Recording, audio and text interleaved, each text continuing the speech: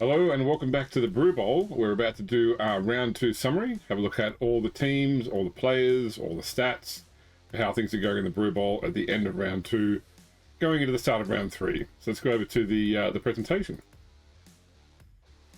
All right, so first off, let's take a look at the current leaderboard. So the Kemry City Scarabs have jumped into a straight out first place, coming up from fifth beforehand. Warpstone Slavers only one behind them in terms of well, they're on the same points, but one differential less, so putting them in overall second place. The Quaddles fell down to third place with only a draw this week. The Warrior Priests also have stayed in fourth place. Big jump for the Lauren Forest Drakes with their win this week, putting them up to equal fifth with the Gladiators, who dropped down. Kodaks had a big fall after being defeated this week. Revengers are up highly, as are the Harbours, and everybody else sort of dropped down.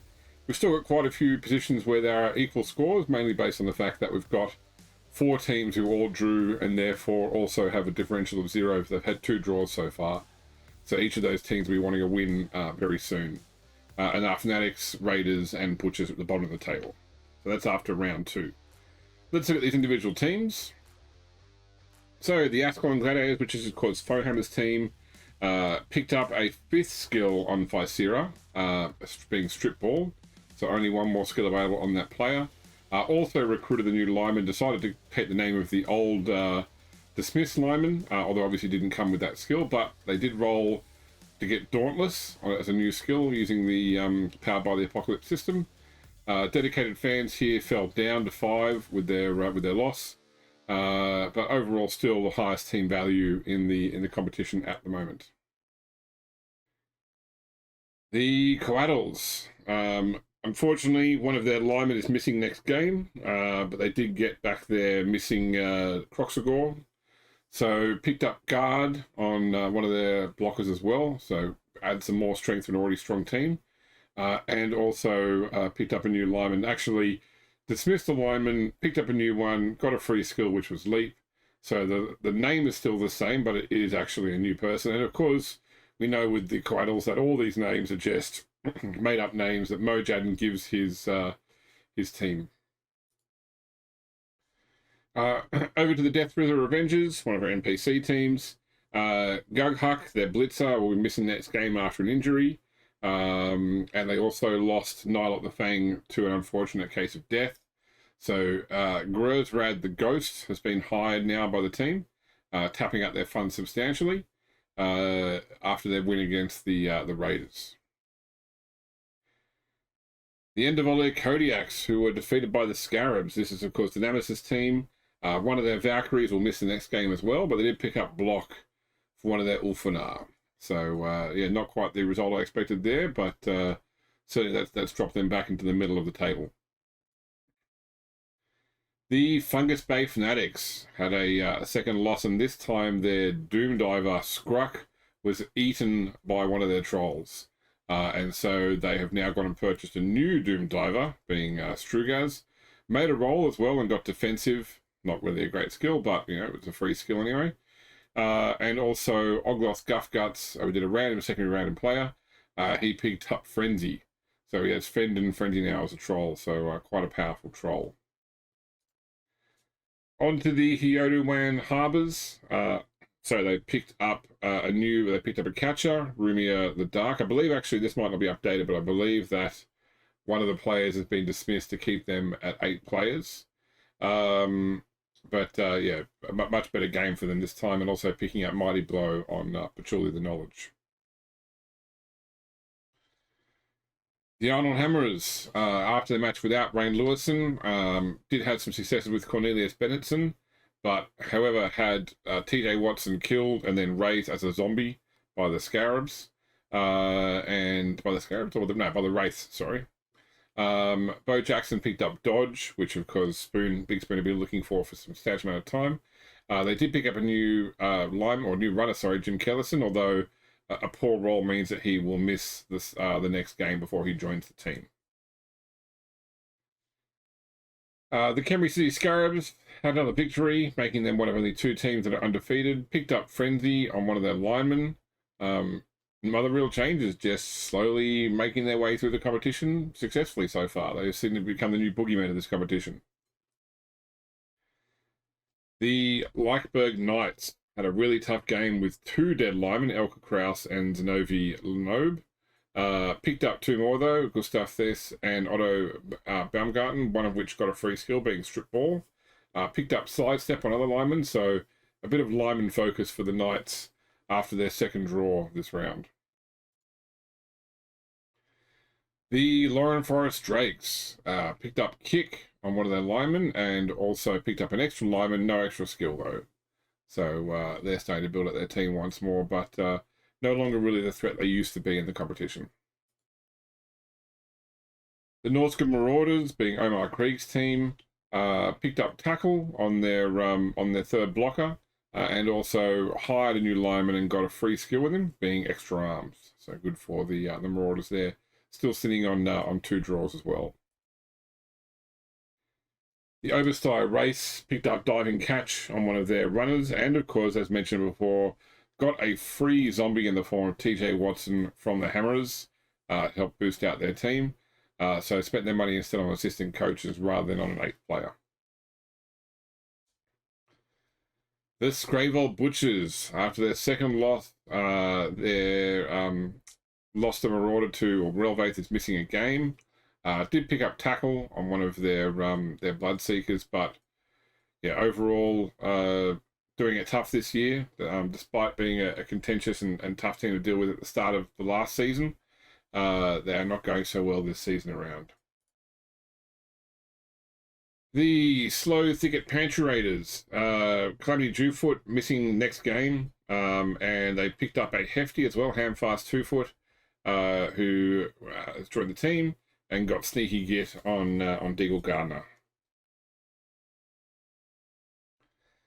The Warpstone and Slavers, unfortunately Dawn Michaels missing this game right after picking up block. Otherwise, no real changes here. Still undefeated as well and facing the only other undefeated team in round 3. Then we've got the Viesbrook Warrior Priests, picked up Mighty Blow as a random skill on their Blitzer, which is a really lucky random skill, I believe. Also doing quite well, but we'll see how they do in their coming round as well, having just placed the Coatls in this round. So, looking at the individual players, not a lot of changes here. So, Narepoli moved up into overall second place on the conversions. He was previously sharing that with the now retired or now departed Oswald Klippel. On the highest scorers, Faisira has moved up onto 4th place, pushing down the others. And then on the most expensive chart, Bo has moved up into 2nd place with his new skill. Faisira has jumped onto the board with her 5th skill. And Ogloth Guffguts also picked up there as well with his 2nd skill. So a few changes in the most expensive, but overall the leaderboard remains roughly the same. Looking at the Brew Bowl Fantasy League, we've had a couple of changes here. So Lawson remains in 1st position on 25 total points. We had Dynamis staying in 2nd. He was equal 2nd previously, now on 23. Although Big Spoon dropped down with a poor round this time. And Lord Hunger has now jumped into 3rd place. Otherwise, some shifting at the bottom with Fohammer moving up 2 spaces into overall 5th place. And Ponder the Man dropping down to the bottom. So we'll see how they do with their picks in the 3rd round.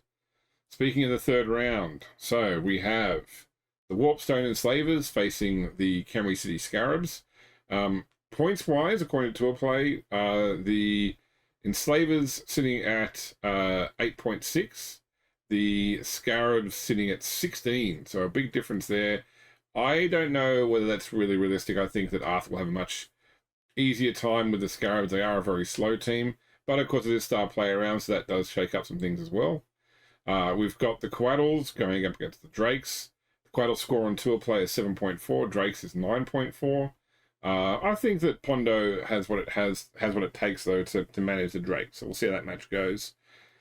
Gladiators Warrior Priest I think will be a very interesting match. The Gladiators sitting at 9.8 on Tour Play, Warrior Priest at 12.5. Yeah, I think that probably humans are one team that could really probably give those Gladiators are right for the money, other than the Dwarves, really. I think that they're probably one of the other strong teams here, so we'll see how they do.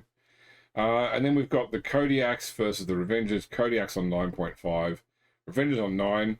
Normally, I would definitely favour Dynamis in this. He seems to be sort of finding his feet, though, with the Norse team. And, of course, there's a star player round, so that could change things up. Before we move on to the second half of the draw, let's look at the star players, though, as well. So, of course, the Enslavers have taken Hackflim once more, so it'll be Hackflim versus Luther von Drakenborg on the Scarab side. We'll have Glottal Stop against the Swift Twins between the Cradles and the Drakes game.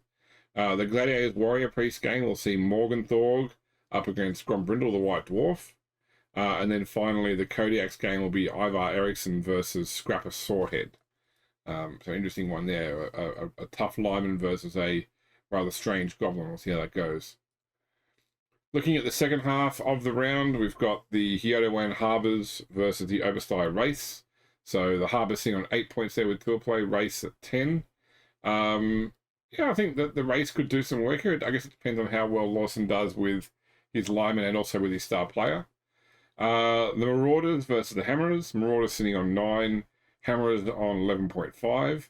I think that probably this one is pretty fair to say we'll go the Hammerers way, but we've been definitely seeing some very good plays from Omar recently, and this is another game I could see going to another draw potentially as well, or even could go the Marauders way depending on how well our star players do. It is a big guy versus big guy star player match. Then we've got the Leichberg Knights versus the Fungus Bay Fanatics. I think that Mike with the Knights has got this one. The Fanatics have really struggled, but they do have a few tricks up their sleeves, so we'll see how that goes. And the Knights are at 7.5 on tour play versus 8.5 from the Fanatics, largely based on foul plays. And then finally, we've got the Butchers versus the Raiders. The Butchers sitting at 10.7, the Raiders sitting at 7.6. Both of these teams have not won yet. I think that the Butchers will walk all over the Raiders and absolutely devastate them. But, you know, I've been proven wrong in the past. Let's quickly talk about the star players for this group as well. So the Harbours have Kiroth Krakenoi versus Willem Cheney on the race side. The Marauders have brought back Grashnak Bloodhoof for a second time versus the Hammerers bringing in Squawk Snowpelt. So obviously Spoon going for as many re-rolls as possible there. Karina von Rees for the Knights up against Ripper Bolgrot for the Fanatics. So potentially a combination of a Doom Diver and a not really stupid Troll could cause some difficulties for the Knights. We'll have to wait and see. And then finally, yeah, absolute chaos with Creek Rust Gouger, our Ball and Chain Rat Ogre versus our pie-throwing Cindy Pie Whistle for the Raiders. So, yeah, that should definitely be an interesting match. Unfortunately, because it is NPC versus NPC, I'm only going to see a summary, but I'll try to make sure that the summary really conveys how insane that match will surely become. Anyway, so that is the end of the draw, which means that is the end of the presentation. We'll have the matches for round 3 coming up for you very soon, as soon as I can organise it with the players. We do hope you're still enjoying the Brew Bowl. Don't forget to come over to the AP Game Reel Discord channel, where you can chat with myself and all the players as well. Or do leave us messages below in the comments on YouTube. We do read them and respond to as many as possible. So thanks for watching, and we'll be back soon with more Brew Bowl action. Take care.